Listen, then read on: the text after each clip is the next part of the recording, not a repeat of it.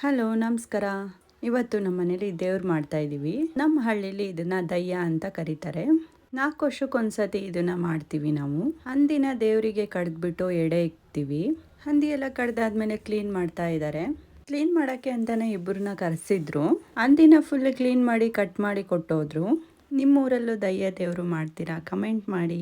ಕೆಲವು ಹಳ್ಳಿಲಿ ಚೌಡಿ ಅಂತಲೂ ಮಾಡ್ತಾರೆ. ಇದನ್ನೆಲ್ಲ ಹೆರ್ದು ಕ್ಲೀನ್ ಮಾಡೋಕ್ಕೆ ತುಂಬ ಟೈಮ್ ತಗೊಂತು.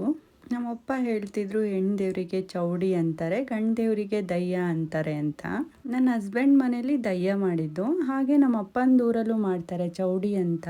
ಹಂದಿದು ಕೂದಲು ಇನ್ನೂ ನೀಟಾಗಿ ಹೋಗಬೇಕು ಅಂತ ಅದನ್ನ ಸುಡ್ತಾ ಇದ್ದಾರೆ. ಅವಾಗ ಅದು ಇನ್ನೂ ನೀಟಾಗಿ ಬರುತ್ತೆ ಅಂತ ಹೇಳ್ಬಿಟ್ಟು. ನಮ್ಮ ಹಳ್ಳಿಗಳಲ್ಲಿ ಕೆಲವು ದೇವರಿಗೆ ಹೆಣ್ಮಕ್ಳು ಹೋಗಂಗಿರಲ್ಲ, ಆದರೆ ಈ ದೇವರಿಗೆ ಹೋಗ್ಬೋದು. ನಮ್ಮೂರಲ್ಲಿ ಚೌಡಿ ಅಂತ ಮಾಡ್ತಾರೆ, ಅದಕ್ಕೆ ಹೆಣ್ಮಕ್ಳು ಹೋಗಂಗಿಲ್ಲ. ಹಂದಿ ಎಲ್ಲ ಕ್ಲೀನ್ ಆದಮೇಲೆ ಅದನ್ನ ಕಟ್ ಮಾಡ್ತಾ ಇದ್ರು. ಕಟ್ ಮಾಡೋಕ್ಕಿಂತ ಮುಂಚೆ ತಳಕ್ಕೆ ಟಾರ್ಪಲ್ ಹಾಕ್ಬಿಟ್ಟು ಅದ್ರ ಮೇಲೆ ಬಾಳೆದೆಲೆ ಹಾಕ್ಕೊಂಡಿದ್ರು ಕ್ಲೀನಾಗಿರಲಿ ಅಂತ. ಎಲ್ಲ ಹಂದಿನ ಹೇಗೆ ಕಟ್ ಮಾಡ್ತಾರೆ ಅಂತ ನೋಡ್ತಾ ನಿಂತಿದ್ರು. ಎಷ್ಟು ಶಾರ್ಪ್ ಇದೆ ನೋಡಿ, ಅದು ಎಷ್ಟು ಬೇಗ ಕ್ಲೀನಾಗಿ ಕಟ್ ಮಾಡ್ತಿದ್ದಾರೆ ಅಂತ. ನಾವೆಲ್ಲ ಮಾಡೋದಾದರೆ ತುಂಬ ಟೈಮ್ ಬೇಕಾಗುತ್ತೆ. ದೊಡ್ಡವ್ರದ್ದೆಲ್ಲ ಒಂಥರ ಚಿಂತೆ ಇದೆ, ಚಿಕ್ಕ ಮಕ್ಳದೇ ಒಂಥರ ಚಿಂತೆ. ಇಲ್ಲಿ ನೋಡಿ ಹೇಗೆ ಆಟಾಡ್ತಾ ಕೂತಿದ್ದಾರೆ.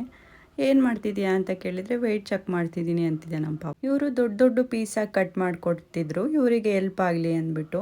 ಇವರು ಅದನ್ನು ಸ್ಮಾಲ್ ಪೀಸಾಗಿ ಕಟ್ ಮಾಡ್ತಿದ್ರು. ಕಟ್ ಮಾಡಿರೋದನ್ನ ಎಡೆಗೆ ಅಂತ ಬೇಯಿಸ್ತಾ ಇದ್ದಾರೆ.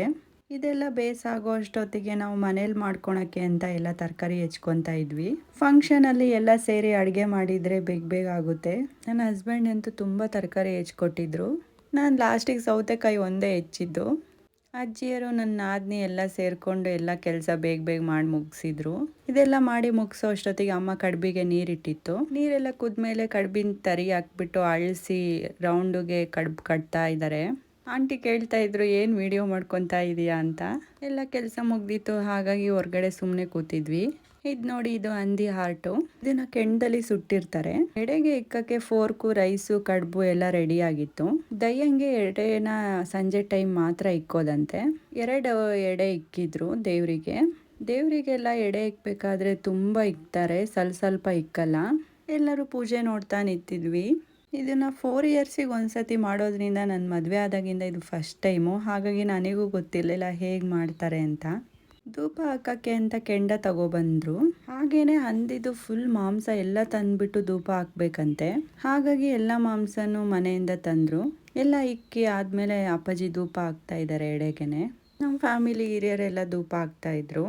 ಈ ಹಬ್ಬನ ಊರವರೆಲ್ಲ ಸೇರಿ ಮಾಡ್ತಿಲ್ಲ, ಬರೀ ನನ್ನ ಹಸ್ಬೆಂಡ್ ಫ್ಯಾಮಿಲಿ ಮಾತ್ರ. ಅಂದರೆ ಅಪ್ಪಾಜಿ ಅಣ್ಣ ತಮ್ಮದಿರು ಮಾತ್ರ ಸೇರಿ ಮಾಡ್ತಾ ಇರೋದು.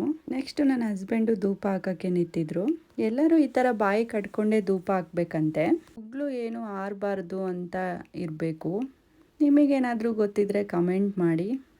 ಬೇರೆಯವರಿಗೆಲ್ಲ ಬಟ್ಟೆ ಸಿಕ್ಕಲಿಲ್ಲ, ಹಾಗಾಗಿ ನನ್ನ ಹಸ್ಬೆಂಡ್ ಮಾತ್ರ ಆ ಥರ ಧೂಪ ಹಾಕಿದ್ರು. ಇನ್ನೆಲ್ಲ ನಾವು ಹಾಗೆ ಧೂಪ ಹಾಕಿದ್ವಿ. ಎಲ್ಲ ಫೋರ್ಕ್ನು ತಂದು ಇಲ್ಲಿ ಧೂಪ ಹಾಕ್ಬೇಕಂತೆ. ಎಲ್ಲಾದರೂ ಮನೇಲಿ ಪ್ರಿಪೇರ್ ಮಾಡಿದ್ರು ಅದನ್ನು ತಗೊಬಂದು ಧೂಪ ಹಾಕಿ ತಗೋಗ್ಬೇಕಂತೆ. ಹಾಗಾಗಿ ಯಾರು ಪ್ರಿಪೇರ್ ಮಾಡಿರಲಿಲ್ಲ, ಹಾಗೆ ಹಸಿ ಮಾಂಸ ಇಟ್ಟಿದ್ವಿ. ಎಲ್ಲ ಪೂಜೆ ಆದಮೇಲೆ ದೇವರಿಗೆ ಕಾಣ್ದಂಗೆ ಸ್ವಲ್ಪ ದೂರ ಹೋಗಿ ನಿಂತ್ಕೋಬೇಕು. ಆಮೇಲೆ ಧೂಪ ಹಾಕಿ ಎಲ್ಲರಿಗೂ ಪ್ರಸಾದ ಕೊಡ್ತಾರೆ. ಕಡುಬು, ರೈಸು, ಹಾಗೆ ಫೋರ್ಕು. ಫೋರ್ಕ್ ಬಂತು ನೋಡಿ. ಎಲ್ಲ ಪೂಜೆ ಮುಗಿಸಿ ಮನೆಗೆ ಹೋಗ್ಬೇಕಾದ್ರೆ ಈ ಕೆಂಡ ದಾಟ್ಬಿಟ್ಟೆ ಹೋಗ್ಬೇಕಂತೆ ಪ್ರತಿಯೊಬ್ಬರೂ. ಹಾಗಾಗಿ ಮನೆ ಮುಂದೆ ಕೆಂಡ ಹಾಕ್ಬಿಟ್ಟು ಎಲ್ಲ ದಾಟಿ ಹೋಗ್ತಾ ಇದ್ವಿ ಅದನ್ನು. ಇದೆಲ್ಲ ಪೂಜೆ ಮುಗಿದ್ಮೇಲೆ ಉಳ್ದಿರೋ ಮಾಂಸನ ಎಲ್ಲ ರೆಡಿ ಮಾಡ್ತಾ ಇದ್ರು. ಮಲ್ನಾಡ್ ಸ್ಟೈಲ್ ಫೋರ್ಕ್ ಹೇಗೆ ಮಾಡ್ತೀವಿ ಅಂತ ನಾನು ನೆಕ್ಸ್ಟ್ ವಿಡಿಯೋದಲ್ಲಿ ಲೆಂತಿ ವಿಡಿಯೋದಲ್ಲಿ ಹಾಕ್ತೀನಿ.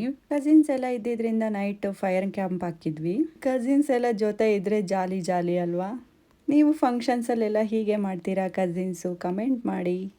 ಹಾಗೆ ನನ್ನ ವಿಡಿಯೋ ಇಷ್ಟ ಆದರೆ ಲೈಕ್ ಮಾಡಿ, ಕಮೆಂಟ್ ಮಾಡಿ, ಹಾಗೆ ಸಬ್ಸ್ಕ್ರೈಬ್ ಆಗಿ. ಬೆಲ್ ಐಕನ್ನ ಕ್ಲಿಕ್ ಮಾಡಿ, ಹಾಗೆ ಬೇರೆಯವ್ರಿಗೂ ಶೇರ್ ಮಾಡಿ. ಈ ಪಾರ್ಟಿಲಿ ನನ್ನ ಹಸ್ಬೆಂಡ್ ಆ್ಯಂಕರಿಂಗ್ ಮಾಡ್ತಾಯಿದ್ರು. ಅವರು 5 ಮೆಂಬರ್ಸ್ನ ಕರೆಸ್ಬಿಟ್ಟು ಬನ್ನಿ ಏನೋ ಗೇಮ್ ಆಡಿಸ್ತೀನಿ ಅಂತ ಅಂದರು. ನೋಡಿ ಎಲ್ಲರನ್ನೂ ಹೇಗೆ ಡ್ಯಾನ್ಸ್ ಮಾಡಿಸ್ತಿದ್ದಾರೆ. 5 ಮೆಂಬರ್ಸ್ ಇರ್ತಾರೆ, ಫಸ್ಟಿಂದ ಸ್ಟಾರ್ಟ್ ಮಾಡಬೇಕು. ಒಬ್ಬರು ಮಾಡಿದ ಥರ ಇನ್ನೊಬ್ಬರು ಡ್ಯಾನ್ಸ್ ನೋಡ್ಕೊಂಡು ಮಾಡಬೇಕು. ಅದು ಫೈನಲಿ ಹೇಗೆ ತಲುಪುತ್ತೆ ಅನ್ನೋದು ಇದ್ರ ಮೀನಿಂಗು.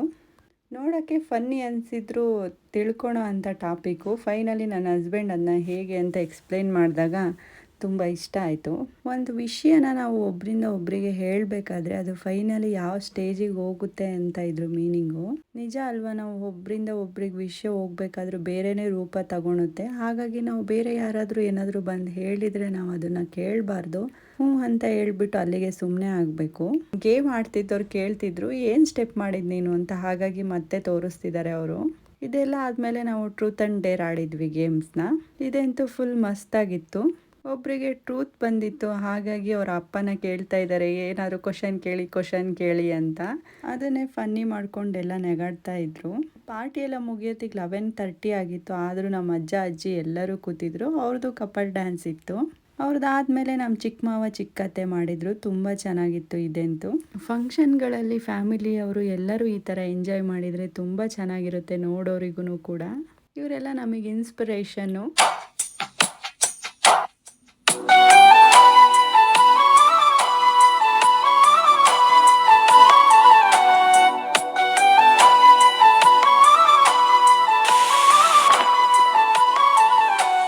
ಹೀಗೆ ಎಲ್ಲರದು ಫ್ಯಾಮಿಲಿಲಿ ಕಪಲ್ ಡ್ಯಾನ್ಸ್ ಇತ್ತು.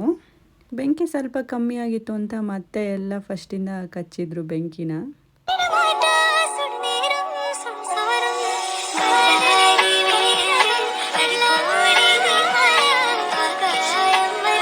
ಈ ಏಜಲ್ಲೂ ಅಜ್ಜ ಅಜ್ಜಿ 11:30ವರೆಗೂ ನಮ್ಮ ಜೊತೆ ಎಲ್ಲ ಕೂತಿದ್ರು ಪಾರ್ಟಿಲಿ. ನೋಡಿ ತುಂಬ ಖುಷಿ ಆಯಿತು. ಈ ಥರ ಫ್ಯಾಮಿಲಿಲ್ಲ ಫ್ರೆಂಡ್ಸಲ್ಲಿ ಒಬ್ಬರಾದರೂ ಇರಬೇಕು, ಮಸ್ತ್ ಎಂಟರ್ಟೈನ್ಮೆಂಟ್ ಕೊಡ್ತಾರೆ.